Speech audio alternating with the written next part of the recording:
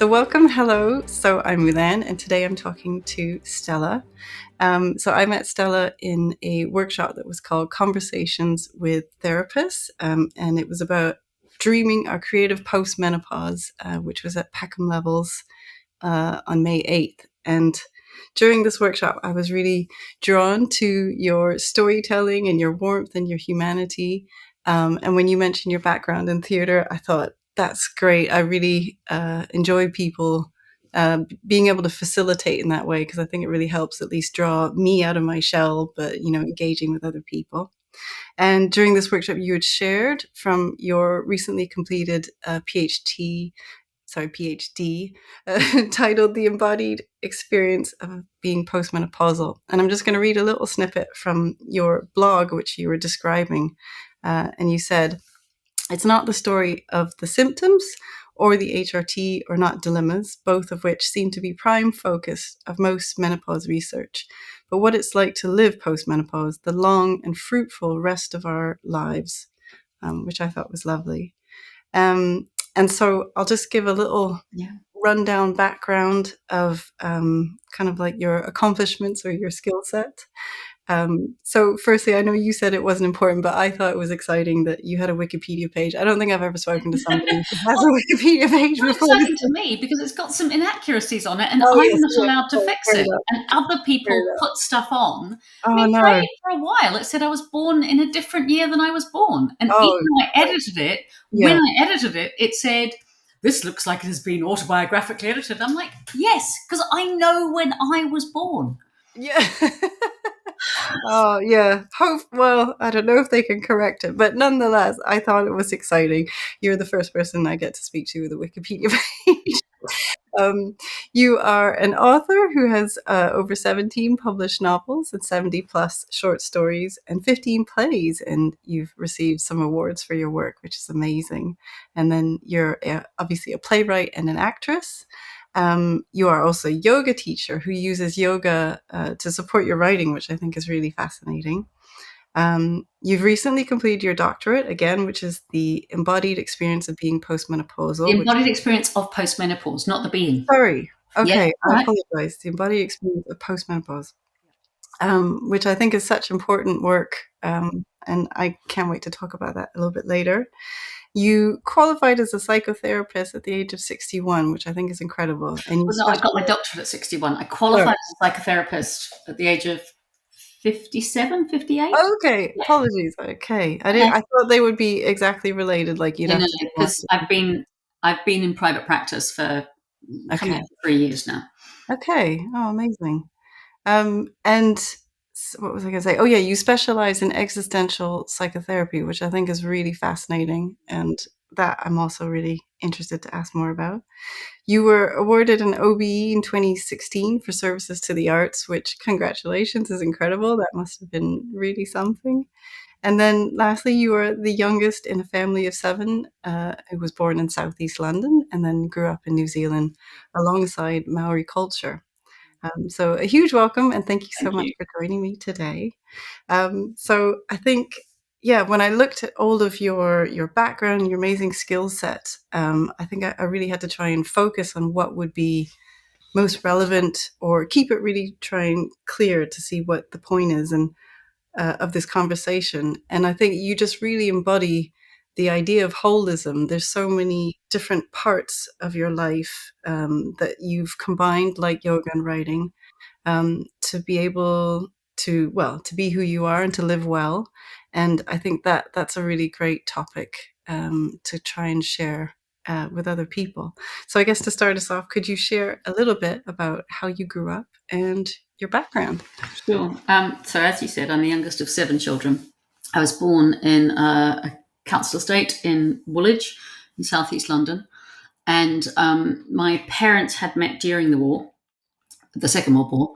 My dad was a young, ardent socialist, came over to fight fascism at the age of 18. I mean, they were so young, so brutally young. And my dad was in the New Zealand Air Force, got shot down not long. Well, he was 20 when he got shot, when the plane got shot down, and he was in a prisoner of war camp for 4.5 years, which was really difficult. not that he ever talked about it, like a lot of those men. He just, but we, the children, lived the trauma experience that wasn't talked about, which I think is very common for a lot of people whose parents have been lived through war. Um, my mum was born in South London. She too joined the army. He was in the Air Force. She was in the army. During the Second World War, she got bombed out of 3 different houses. Had a stillborn baby during the war. They basically, my parents had terrible wars. So for people who had, they were part of it's called the RSA in Aotearoa, New Zealand, the Return Servicemen's, although I think it probably is called Service Persons now, Association, which is the same thing as the British Legion. And for people who had all that experience, they were passionately against war. Not to the extent of being ardent pacifists, I think, but they just had terrible wars. Their war experience wasn't brilliant. I grew up with people who took seriously the idea of fighting against other human beings, killing other human beings wanting to kill you, which was, very important. So when I was 5 years old, no, not quite 5, actually, we moved back to Aotearoa, New Zealand.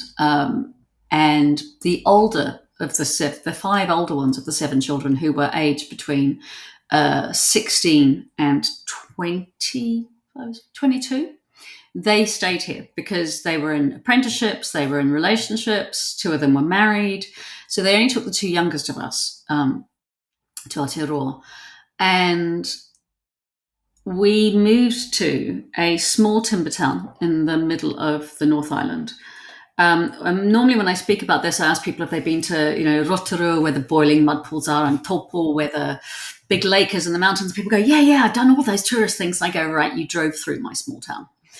People don't stop in my small town because what it has to say for it is there's a large mill, which was very large in the 60s and 70s, much smaller now. There's been a lot of unemployment. And the population that serviced that mill. So both of my parents worked at the timber mill. And what moving there gave me from a council estate in southeast London was what my mother had wanted all her life, a house on the ground with a garden.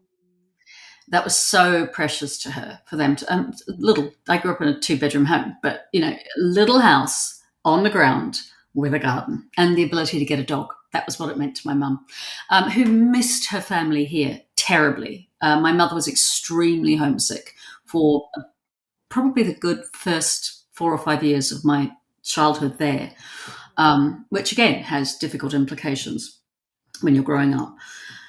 But the really big benefit was that Tokoroa, my town, at the time had about 60 to 70% Māori population, and it still does. Māori and Samoan and Tongan and Niue, Māori and Polynesian.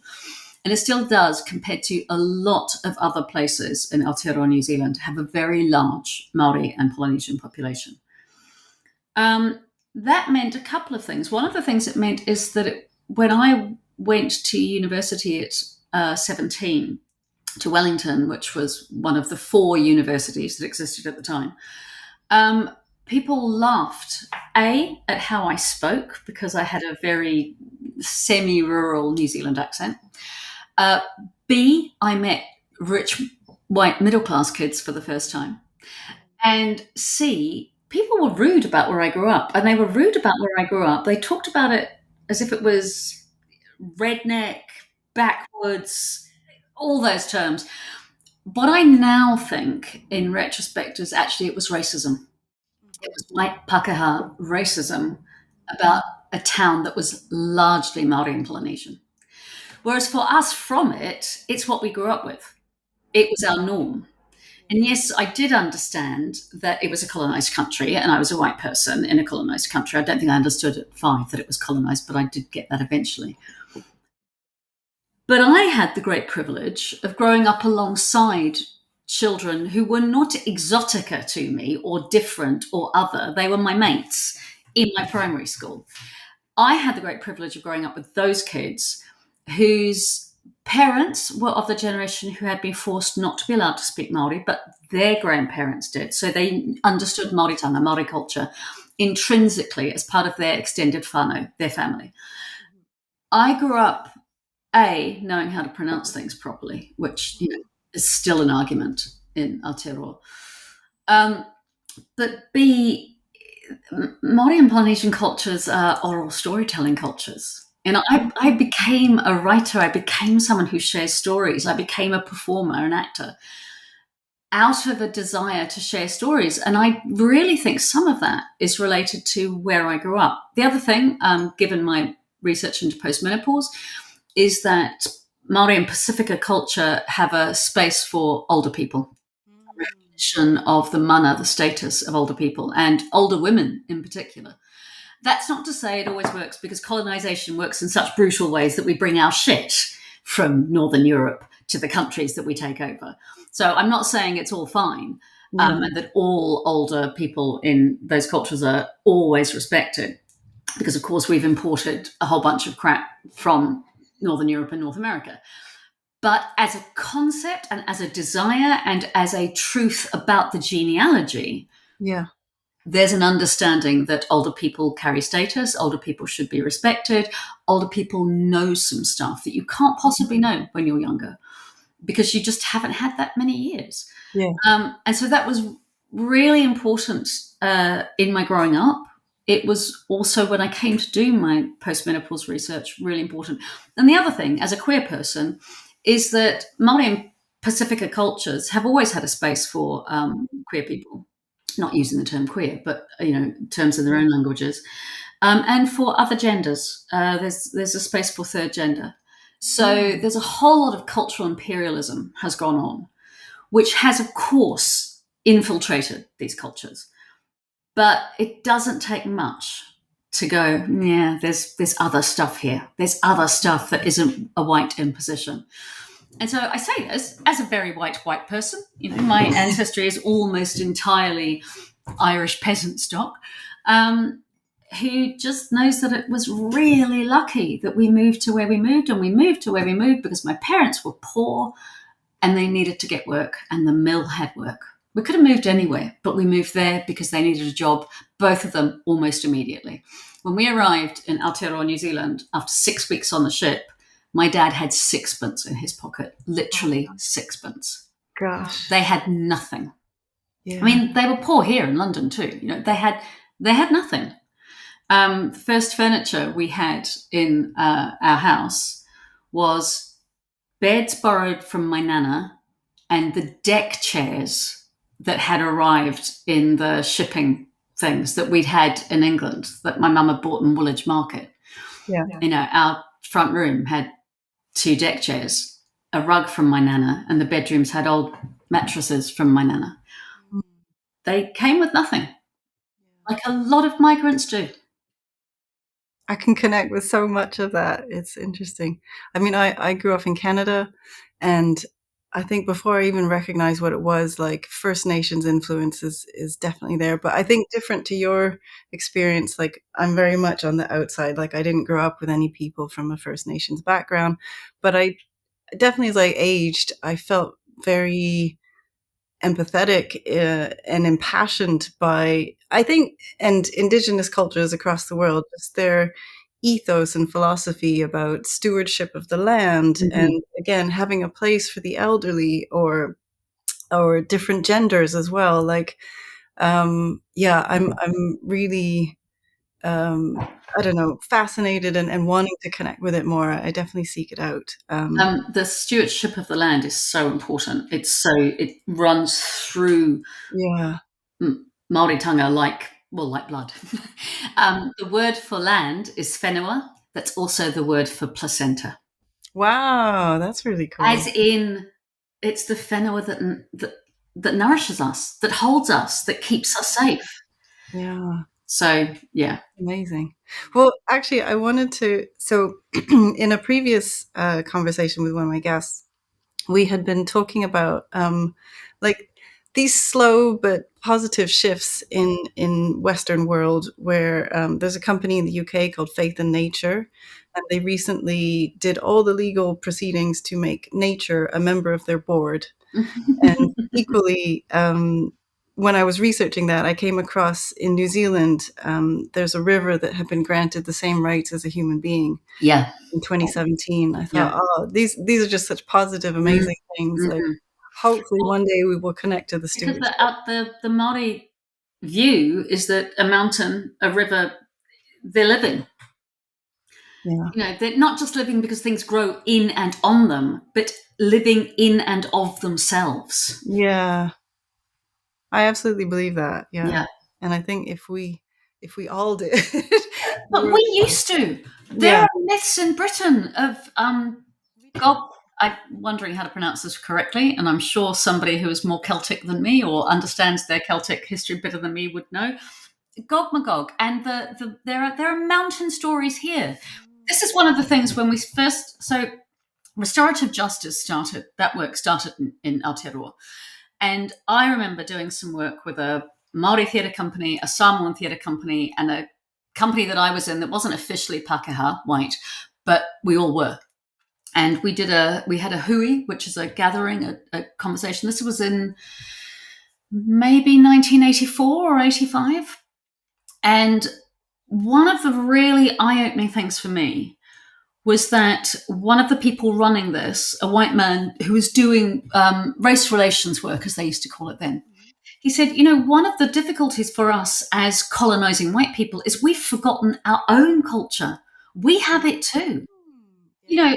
British culture, English, Irish, Scottish, and Welsh culture, they're all different. And we have all had associations with the rivers, with the land. We have all, but you have to go back to pre Enlightenment history here Yeah. to find that.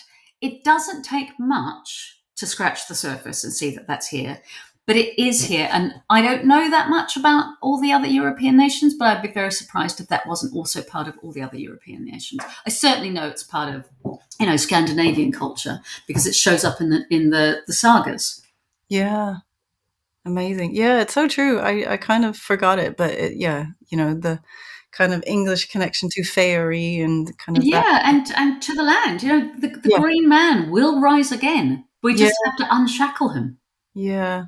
Oh, yeah. I hope we can. Okay. So Well, he might unshackle himself if we don't help him. yes, yeah, very, yeah, possibly. Well, hopefully it'll be a bit of both together in a positive way, not in Yeah, a yeah, catastrophic way. yeah. Okay, so I'll move on to talking a little bit about menopause and Mhm. existentialism.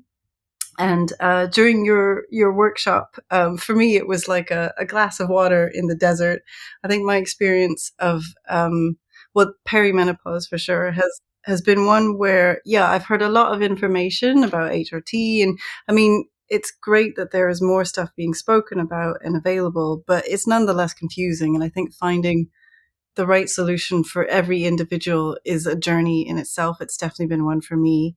And it's such a massive change. Like, I think the only reassurance I really felt is in hearing and understanding it is like second puberty. Like, I just feel a bit sort of like lost and, everything keeps changing at a pace that I don't really know or expect or don't know what to do with. And you just kind of have to like hand it Well, it's like over. second puberty, but it's also like motherhood. And I say this as an infertile, childless, not by choice woman. My friends who are mothers, people don't have a baby and then suddenly know everything they're meant to do with it. You don't get pregnant and go, oh, well, these 9 months I'm going to sail through. It's Yeah. all a constant transition. Yeah. And there's these tiny moments, I don't know, between 6 months and 9 months, where you go, oh, I've nearly got the hang of it. And then they start teething. And then there's another tiny moment where you go, oh, I've nearly got the hang of it. And then they start fighting with you. And then they're teenagers. The Yeah. whole experience is always transition. We live in a culture that would like us to pretend that things don't change, that we're not dying from the moment we're born, that we're not constantly in transition. And so a lot of the conversation around menopause strikes me as deliberately, willfully ignoring our experiences of change, which we have in puberty, we have when we fall in love, we have if and when we get pregnant, and we have if and when we don't get pregnant. Because I would argue that infertility is just as large a transformation as motherhood is, I'm and sure. well, parenthood, because Yeah. men too. I think we talk about infertility far too often as if we are. It's as if we might as well be going back to when we weren't trying to have children, but that's not what it's like. We might both, so there's me and a woman who hasn't had children. There we are, both not had kids, and we're 25. At that point, we're kind of the same because we haven't tried. She tries and succeeds. She gets the transition of motherhood. Because of my first cancer, which the chemotherapy made me menopausal and infertile in my mid 30s, I tried and I don't get the transition of motherhood. I get the transition of infertility and the transition of not motherhood, which in a very pronatal culture like we have is also a transition. I don't go back to being the 25-year-old who hadn't tried. Mm, And I think we don't notice this often enough for people who are childless not by choice, yeah. because there's an assumption that it's just the same as it was for anyone before they tried. And it's really not. And that transition often takes a lot longer than the transition to motherhood. The transition to otherhood Yeah. takes a lot of getting used to, a lot of allowing ourselves to feel our anger, our hurt, our resentment, our bitterness, our pissed offness, all the things women are not allowed to feel. It takes a lot of letting ourselves feel that, our Yeah. jealousy, so that we can let it be and come into the people we are. What excites me about this possibility around postmenopause is that I think the mothers and the others can begin to come back together. That's And beautiful. I think it really opens up a space, because I've spoken to some women who, for whom menopause is sad because they're losing their fertility. Some mothers. And I get that they feel that. That means they're beginning to understand some of what it's like for the people who are infertile much earlier. Because menopause is just a reversion to infertility. We were Yeah. infertile at 8 or 9, at 51, 55, 48, whatever your menopause happens. 40, the age globally is 48. The age in Britain is 51.5. It's really different in different cultures. It's really different in different ethnicities. And it's really different depending on your grandmother's diet. So Oh, every single body experiences it differently, which is why there's no one solution. yeah. No, HRT works for some bodies, it doesn't work for other bodies. And actually, HRT isn't an appropriate term. MHT is used more often now, because it's menopause hormone therapy. It's not replacing anything. It has, yeah, it's not replacing anything. Your body naturally stopped making Yeah. those hormones. Yeah. So you're not replacing something that should be there. You're putting in something that isn't there. And for my wife uses MHT, and it works for her, and that's great. But I've had breast cancer twice. I'm not going to risk that. Right. Yeah. But also, I'm through it now, and from an existential point of view, embracing our transitions, embracing our changes, allowing that sometimes in life we are groundless. Sometimes in life, my neighbours have just had a new baby. She's 3 months old. Oh, wow. That bit where their baby's 6 weeks old and they're going, what the fuck do we do? um, Sometimes in life we are groundless, and people with a ton of experience can say, do this, do that, do that. But that baby is a brand new human who Yeah. has its own preferences and desires. You can base it on other people's information if you want, but you're going to need to get to know that human being yourself. And so for me, menopause is another opportunity to get to know this human being. Oh, that's so beautifully put. I really like that. I hadn't like some of those, but yeah, putting it in that way. Yeah, because when I had my son, I, Hmm. I remember feeling very, I guess, somewhat othered because it wasn't a light and joyful and like, oh, motherhood. I was Yeah, terrified and I was in yeah, a really dark place and it yeah. wasn't enjoyable. We Yeah. don't talk about that anywhere near enough. We do not talk from a psychotherapeutic point of view. We have to hold space that things that people want, choose to do, can still be really difficult. We have a culture of, well, you chose it, so suck it up, or you should be happy, or you wanted this, so be delighted about it. It doesn't work that way. We're human and we're contradictory, and it's okay. Yeah. Yeah. No, that's beautifully put, I think. it's amazing that you can be helping to host this space as well. Like I said, yeah. We're currently 20% of women in Britain are childless or child free. In about another 10 years, it's going to be 25%. We are not a small minority. What we need to be doing is making sure that we can support each other, the mothers and the others, Yeah. and working together. Because, of course, the other thing that I know as somebody who's all of my sisters have children, all of my, almost all of my women friends have children, women I grew up with. I've seen many, many times that, yes, it's hard for me to be infertile and childless in a culture that thinks that only mothers are graduate women. That says things like, I didn't know love until I had a child, which just makes me think, fuck, really? Yeah. That's harsh. Okay. I mean, I agree. You didn't know love for that human, and you didn't know love Yeah. like that until Yeah. you had a child. But did you not have that kind of caring and empathy?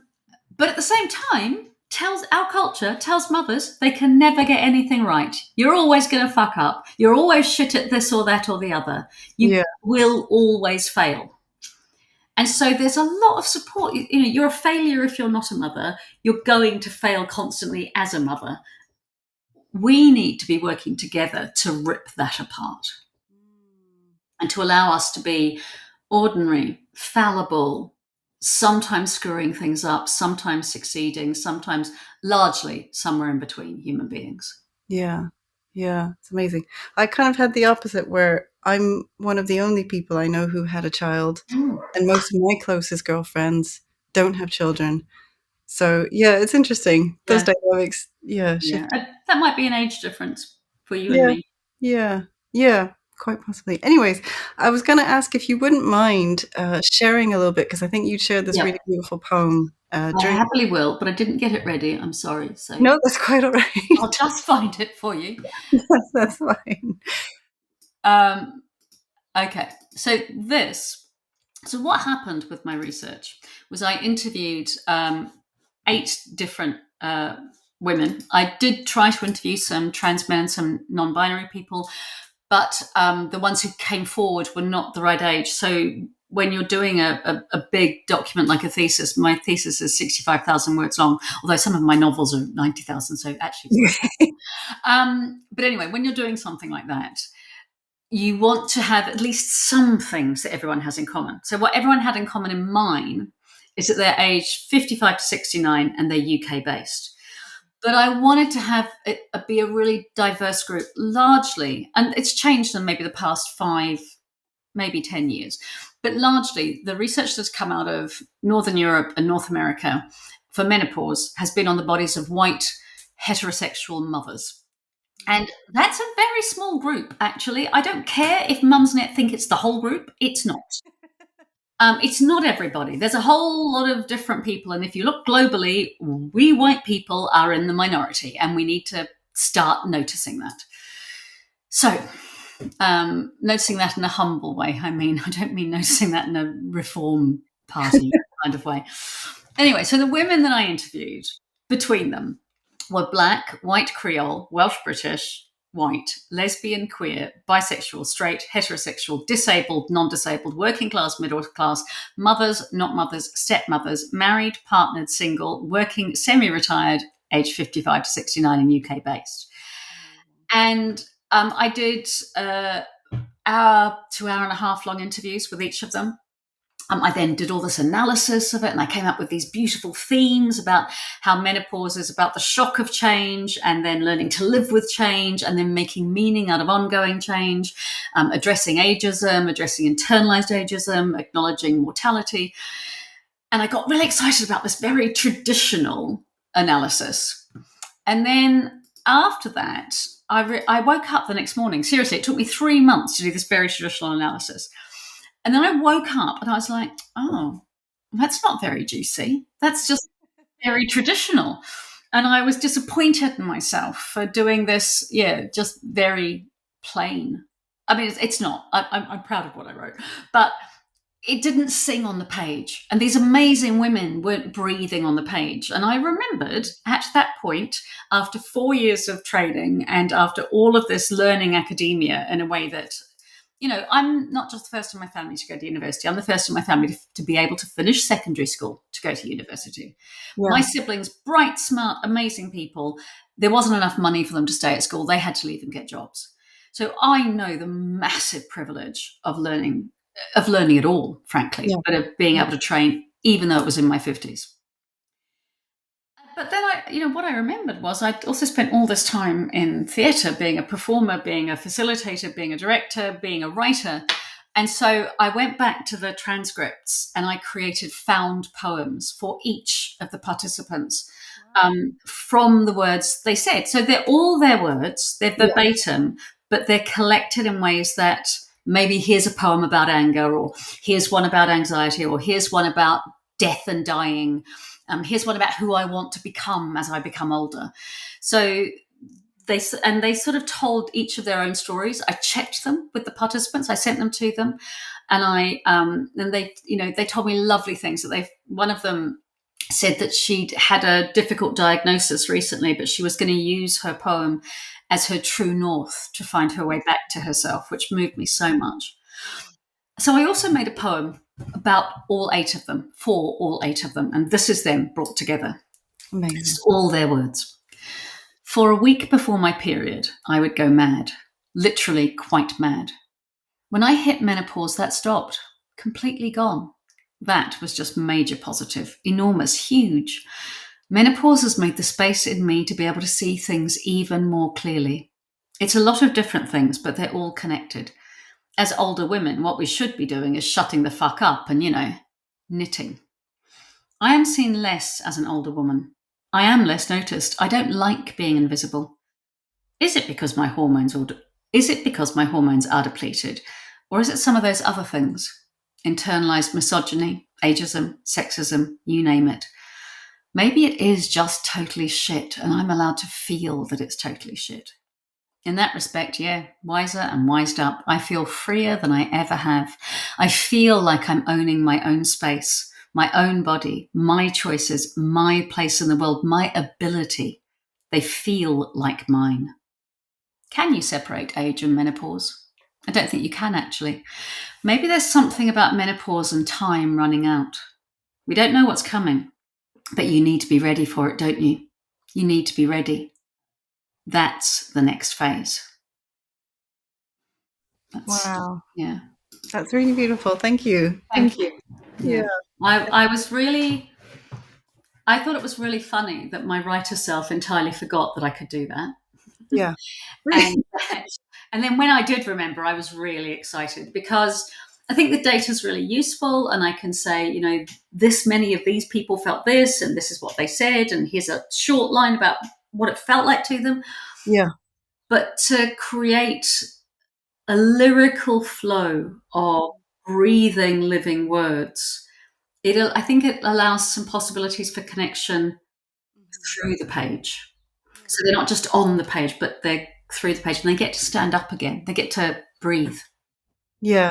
Yeah, I think that connection is such an important point. Like, that's really what I loved about meeting you in your workshop. Like, just an opportunity to hear from other women or share our own experience. And it was very moving. I mean, I almost cried about 5 times that Well, evening. I was delighted with. I mean, quite a lot of people said, "Are you going to do them online?" And I am later in the year when I get more time.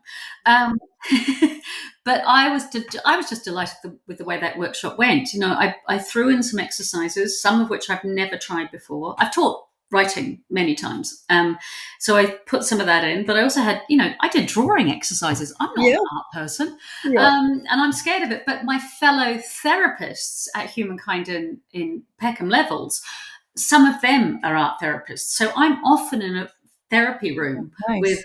crayons and paints, and I start using them because they're there. And if Yeah. we have those things accessible to us, our hands are going to go to them and start using them. If we Yeah. don't, maybe they won't. That's really nice. Yeah. So I'm interested then, like, in terms of having written this incredible doctorate, like, uh, I guess, has this had a role in sort of healing in terms of, like you said, being childless, or just, I mean, I know menopause was many, many years ago. But yeah, I don't know, any profound revelations that may have I think helped you? the biggest revelation. Is this true? Well, a revelation. um, so because I had my first cancer at 36 and my second cancer at 50, and last summer I had a ruptured brain aneurysm and a subarachnoid hemorrhage, because I've really had to acknowledge my mortality, and actually with the cancers it was slightly different, acknowledging my mortality. I felt like I did, and I did, but there were things to do. I could have, wasn't great, but I could have chemotherapy, I could have radiotherapy, I could have surgeries. With the ruptured aneurysm, there was nothing I could do. I had to wait until they could operate on my brain. And I was really lucky, got to the hospital very quickly. I got surgery very quickly, like within, less than 24 hours. And so not only did I survive, but I survived with no brain damage, which is phenomenal and very fortunate. Yeah. But at that time, in the hours between the aneurysm happening and the surgery, and actually in the recovery, the 2 weeks in HDU, high dependency unit, were very hard. My death was in me, like right up to the edge of my skin. It wasn't just there. See, I think we all walk around with death here, right? We go, yes, of course, I know I'm going to die. Of course I am, yes. And then something horrible happens. You go, oh shit. Yeah. A cancer diagnosis. Oh, but then there's maybe things to do. Maybe it's not a terminal diagnosis. Maybe you've got some options. And so eventually it sort of comes back here. Slightly different. When I work with cancer patients, I talk about how, yes, people always say I could get run over by a bus. But what happens once you've had a diagnosis is there's a driver in your bus down there.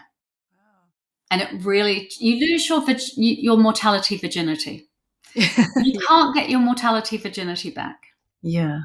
But my experience of the aneurysm, because I could have died in those hours, and I knew that, and they told me that. They said, try not to move, it could still kill you. Yeah. And that was scary. And I don't say that lightly. It was mortifyingly terrifying, and mortifying, the word having death in it. Um, I felt like I got a sense of my death being in me. And what I think I know now is that menopause is a fantastic wake-up call. All of us have our deaths in us. It's just waiting to happen. And it's not me. My death is me. It's like maybe it's a summation of me. Maybe it's the end of, the end of the edge of me. And I was very hard to say these things without sounding like the kind of idiot who goes, you can learn from any terrible experience. Because in truth, of course you can. But I wouldn't wish terrible experiences on anybody just because we can learn from them. And I think it's the kind of stoicism that actually leaves people in pain, in suffering, with major class distinctions, with racism that goes, oh, well, people get stoic because they've had racism since they were 5 and first went to school. I say 5 because one of the participants in my study told me about a time when she first went to school and how racist a teacher was.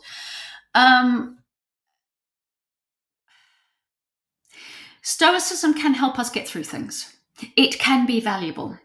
But if we assume that stoicism is the best way to be, I think it's dangerous. Each of us gets through stuff in whatever way is good for us. So I got through my first cancer by working like a demon and really pushing myself and trying to be positive. And that was great for a bit until I couldn't do that anymore and I collapsed. And I got through my second cancer in exactly the same way. And people did a lot of, oh my God, you're amazing, isn't it phenomenal? And what they didn't see was that I literally had weeping open wounds underneath my clothes. Yeah. But I was getting up and going, I was freelance, so I had to earn somehow. But I was also doing activism work, and I was getting up and going to work, and I was making big speeches while I had a weeping open wound that wouldn't heal for over 10 weeks. That's not good for me. No, Just because I was being strong. Yeah. Yeah. And just because people were saying, well done, Stella, aren't you amazing? So I want to say these things while also saying, if you're the kind of person who goes to bed for 6 months because you've got cancer, well done you. I'm learning from you.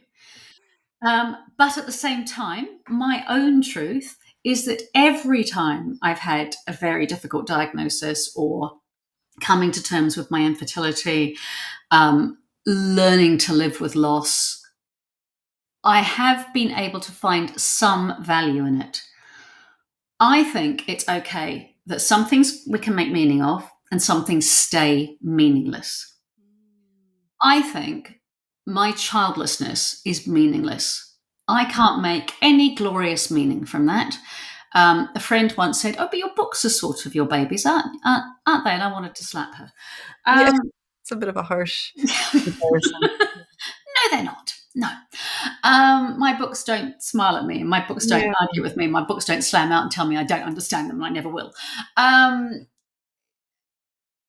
I have chosen to make value from the shit things that have happened to me, and I've been lucky enough to have the resources to do so. And I think one of the things that helped was that my mother was very good at this. Um, my dad was basically, we would call it PTSD now. We would know how to support him, but after the Second World War, they knew nothing about that, and they did nothing about that. Certainly not for people like my dad, who was not officer class, and was thank you, goodbye. That's what they got. Um, my dad's trauma was enacted on us. He was both extremely loving and funny and bright and smart, and I got all my politics from him. But he was also very violent. Both of those things are true, and I hold them as a contradictory paradox that is Mm. true. Um, but my mum was very good at making the best of a shitty situation.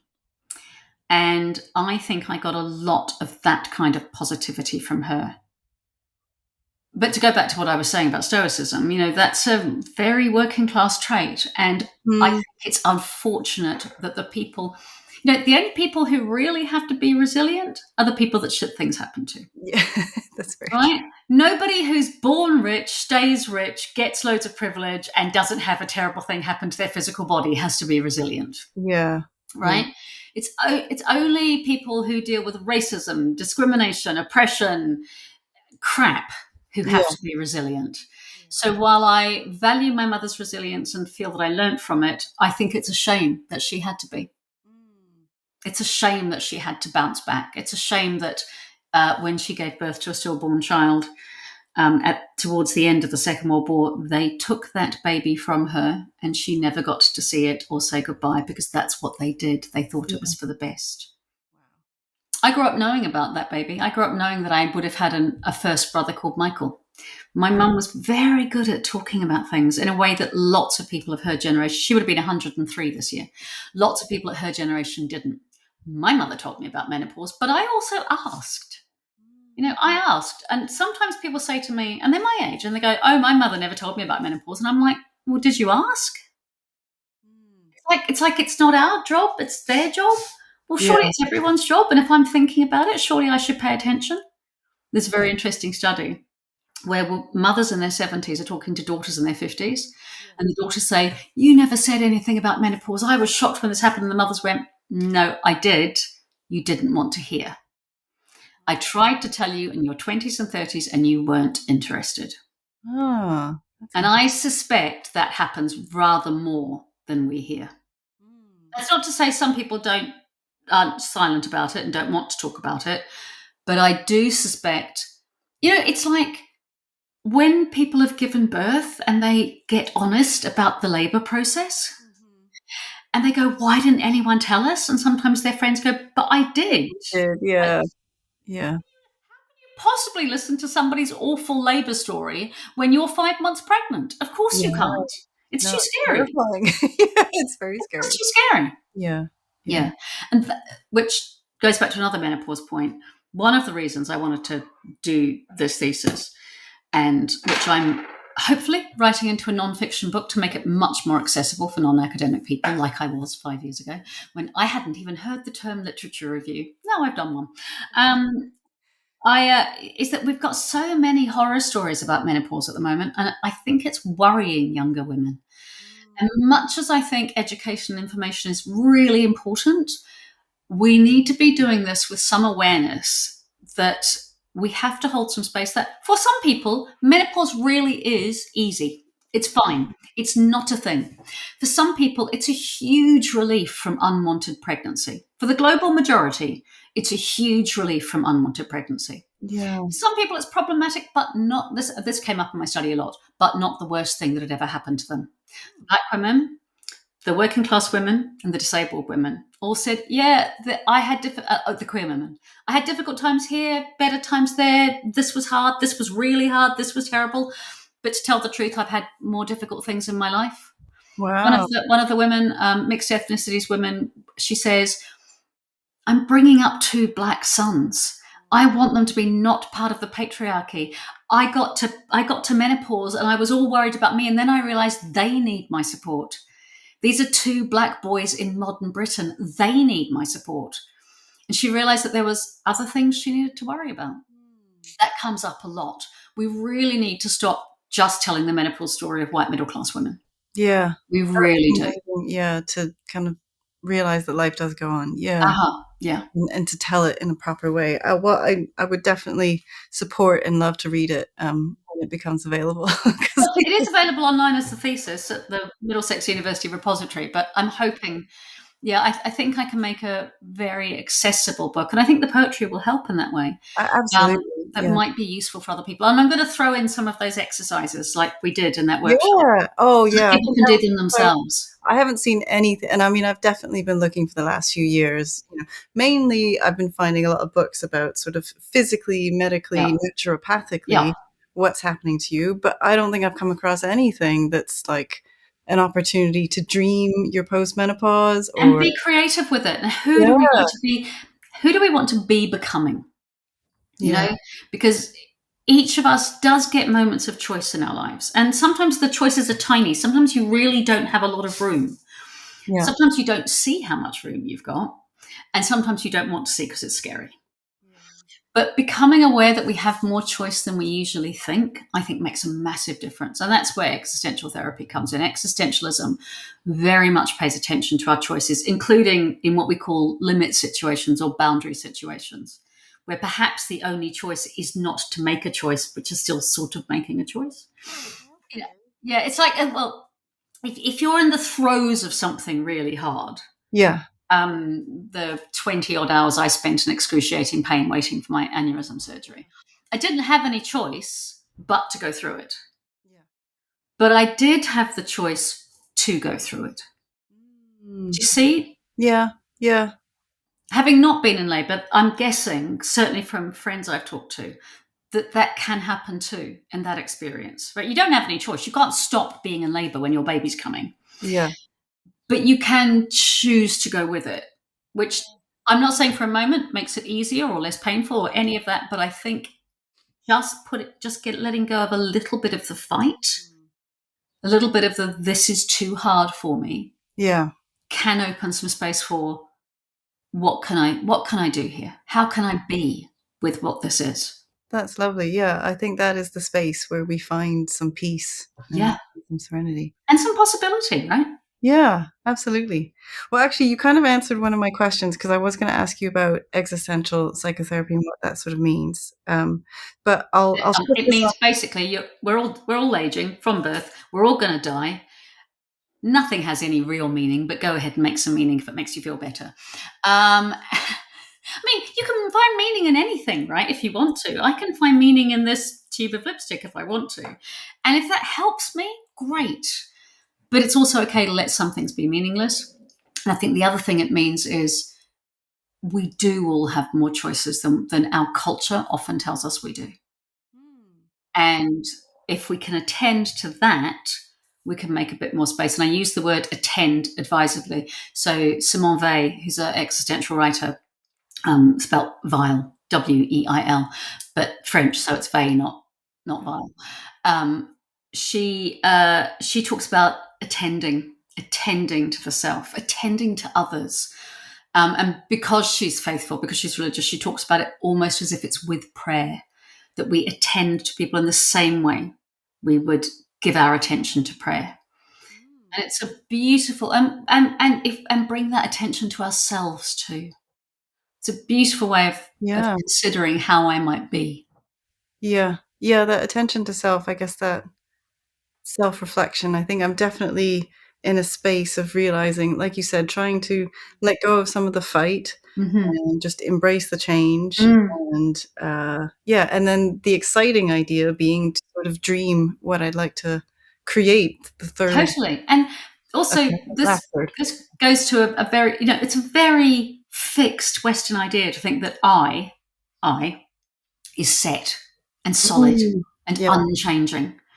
Because it's not true. I mean, all of us know it's not true. You only need to look at photos of yourself 10 years ago. And I don't just mean physically, it's how you are in the world. yeah, And existentialism is very interested in what are the stories we're telling ourselves that mean that we're not aware, that we are always fluid, always in flux. There's a concept about sedimentation, that I get a belief and I stick with it, as if this is the only way for me. And that can be very useful for a while, but it will not be useful forever. Not for any of us, because things will change on us whether or not we change with them. that's true. There's something you were saying probably about 10 minutes ago now, but, I think related to existentialism and, like, kind of interest is it's almost like a good area that we don't really focus on is accepting death or preparing or Mm-hmm. acknowledging. And yeah, I'm quite interested. Like a few years ago, I got very interested into lucid dreaming Mm-hmm. in the very lucid dreaming sense, but then saw it's also considered dream yoga in Mm-hmm. Tibetan Buddhism. And actually, as that, it's just a way of preparing for death. And I thought, anyways, that's a bit of a tangent, but I thought it's a really interesting, like, Well, yeah, Catherine Mannix, who's a palliative care doctor and worked in hospice care and palliative care for decades, has a great book. It's called With the End in Mind. And she talks about how we used to have death. When my nana and granddad died, they were in the front room. I'm pointing down there as if they were in my front room. yeah, yeah, Um, one of them died before I was born. They were at home. right, We were yeah, around them. yeah, People were around people. And this isn't that long ago. This is 60 years ago, 50 years ago for some families. But in the white West super technology, we put people into hospitals when they're dying and we try and keep them alive against their will sometimes. yeah, And it makes us more scared because we're shutting death off from our everyday life. yeah, yeah. It We was, used to have death. People have a very odd phrase. My sister died when I was 18, and people said to my mum, "Oh, it's unnatural to have a child die before you." And I remember us talking about it at the time, and unfortunately, it's not unnatural. It's unnatural. It's unusual in a privileged culture, a more a colonized culture as well. But it's not unnatural. It happens in poor countries all the time, constantly.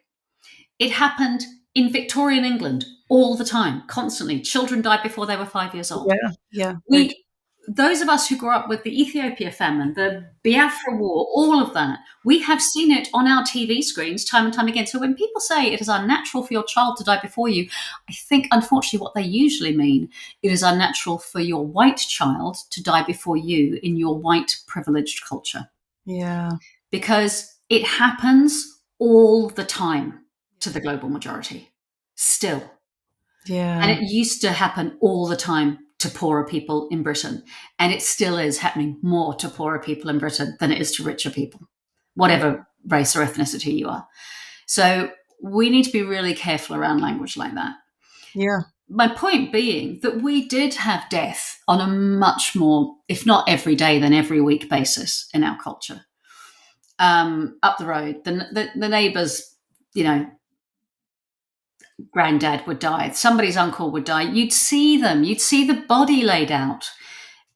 Everything has been so clinically put away now that we don't, when not only are we not bringing death up into our everyday conversation, but we don't know what it looks like. And that's why it's so scary. yeah. I totally agree. Yeah, yeah. which connects to the menopause. Because for me, there's definitely been thoughts of like, what's happening to me now? Am I Yeah. dying? You know, so I've I had a lot. mean, the answer is, Milan, the answer is yes, you are dying. So am I. We're all dying Yeah, that's true. all the time. And therefore, to go to the brilliant Mary Oliver, what are you going to do with this one wild and precious life? The minute you notice that you're dying every minute, this one wild and precious life matters so much more. So true. Yeah, very true. Okay, I'm going to shift a little bit. I don't know, one sort of last area and try to keep it brief, but I was going to ask you about yoga and writing because I think Mhm. it's a beautiful combination. Also, something I hadn't seen. But yeah, if you want to share a little bit about that. So I know some people do bring those things together, but they don't bring them together in the same human being. So you'll have a writing workshop where someone's leading some yoga, and I don't teach creative writing as a thing. I teach writing when people ask me to. And for quite a while, I was teaching Avon Foundation courses, which are fantastic. Um, and I haven't done any while I've been doing my training, but hopefully I will again soon. And I noticed that what I was bringing into it was I was always bringing in embodied physical work. And I've been practicing yoga for decades because I'm the youngest of all these kids. I first did yoga when I was 5, when my big sister did yoga at school and came home and taught me. And I went back to it in my teens and then again in my 20s. And then what happened was I'd been doing yoga on and off, finding it useful just to have an embodied practice. As a writer, I've realized that we talk about writing as if it goes from the head onto the screen or from the head onto the page. Like you just stuck a wire in there. That's where my aneurysm is. Oh Like no. I've stuck a wire in there and it's gone Yeah. straight to the page. But writing has to come through the body. It's Yeah. like carving. It's like weaving. It's an embodied practice. My friend who has such advanced MS, he's pretty much a talking head now. He uses his voice activated software to write. Well, that means he's using his breath and his mouth, he's using his body. Yeah. So once I'd realized that writing was an embodied practice and that I love yoga, I thought, oh, well, I'll just bring them together. So I did a yoga teacher training, not because I wanted to be a yoga teacher, but because the world doesn't need more yoga. We have plenty of those.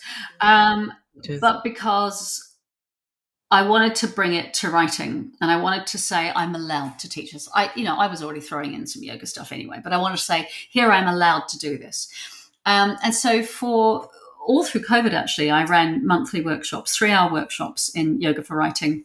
And I would connect like a 20-minute sequence, physical embodied sequence, perhaps about the heart chakra, and then come into a writing exercise directly from that that's about emotional content or something that joins up with the physical chakra work, so that we would do the embodied practice, and rather than keeping them separate, we would let one flow into the other.